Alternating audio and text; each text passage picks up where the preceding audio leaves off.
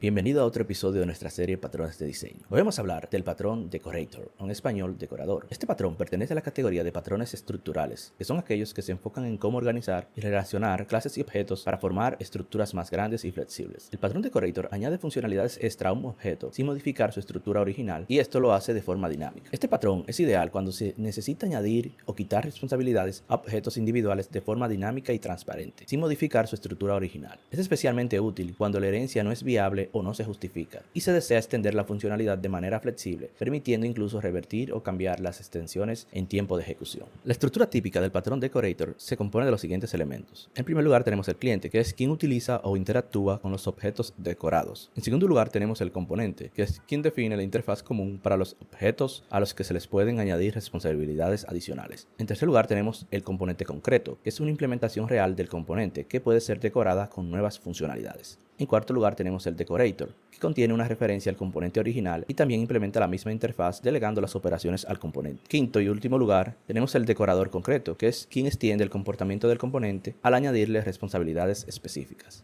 Ahora vamos a hablar sobre algunos ejemplos comunes donde se aplica el patrón Decorator. Un caso común se encuentra en los videojuegos, donde el patrón puede ser usado para añadir habilidades a un jugador en tiempo de ejecución. Aquí, nuestra clase base es el jugador, y los decoradores son, por ejemplo, el jugador con escudo o jugador invisible. En el caso de strings, para la entrada y salida de datos, el patrón se podría utilizar para leer un archivo, comprimir, cifrar o decorarlo con logs. La clase base sería el string de archivo, y los decoradores serían, por ejemplo, el buffer string, encrypted string y compressed string. Finalmente, otro uso práctico se da en el Internet de las Cosas para el caso de lectura de sensores, donde los sensores devuelven datos que podrían venir crudos, pero con decoradores se podrían decorar y darle formato. La clase base sería un sensor, mientras que los decoradores serían, por ejemplo, un sensor con filtro, con alarma o historial. La mejor manera de entender el uso de un patrón de diseño es a través de ejemplos prácticos. En este caso, vamos a hablar sobre el caso de un videojuego. El contexto es que se tiene un personaje base que puede atacar y se le quieren agregar poderes especiales como fuego, veneno o congelación, sin modificar la clase original.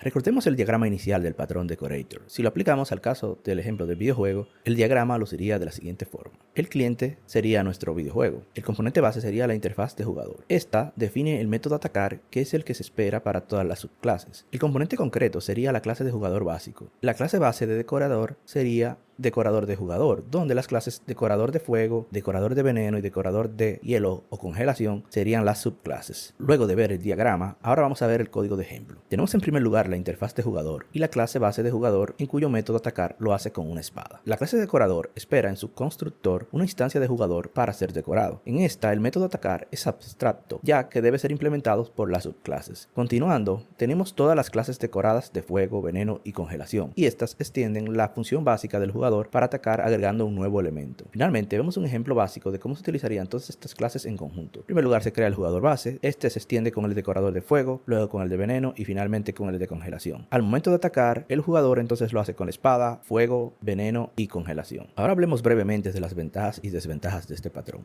Comencemos por las ventajas o lo bueno. Entre las ventajas tenemos, en primer lugar, es la extensión de funcionalidades sin modificar el código original. Es decir, este es ideal cuando no puedes o no debes tocar la clase base, por ejemplo en bibliotecas externas o código ya aprobado. En segundo lugar, es la composición flexible, es decir, puedes combinar múltiples decoradores entre sí en tiempo de ejecución, creando nuevas variantes sin crear nuevas clases. En tercer lugar, es la adherencia al principio de abierto-cerrado, o en inglés Open Close Principle, ya que puedes extender el comportamiento sin modificar el código existente. Cuarto y último lugar es la reutilización de lógica, ya que los decoradores pueden reutilizarse en múltiples contextos sin duplicar el código. Continuando con las desventajas o lo malo, tenemos, en primer lugar, muchas clases pequeñas. Si se abusa puedes terminar con una gran cantidad de clases difíciles de gestionar. En segundo lugar, es que el orden importa. El comportamiento final puede depender del orden en que se aplican los decoradores, lo que puede generar errores difíciles de detectar. En tercer lugar, es la complejidad oculta. Al componer muchos decoradores puede volverse difícil seguir el flujo de ejecución y entender qué está haciendo realmente el objeto. Cuarto y último, es que no es fácil de depurar, especialmente si los decoradores están anidados o vienen de distintas partes del sistema.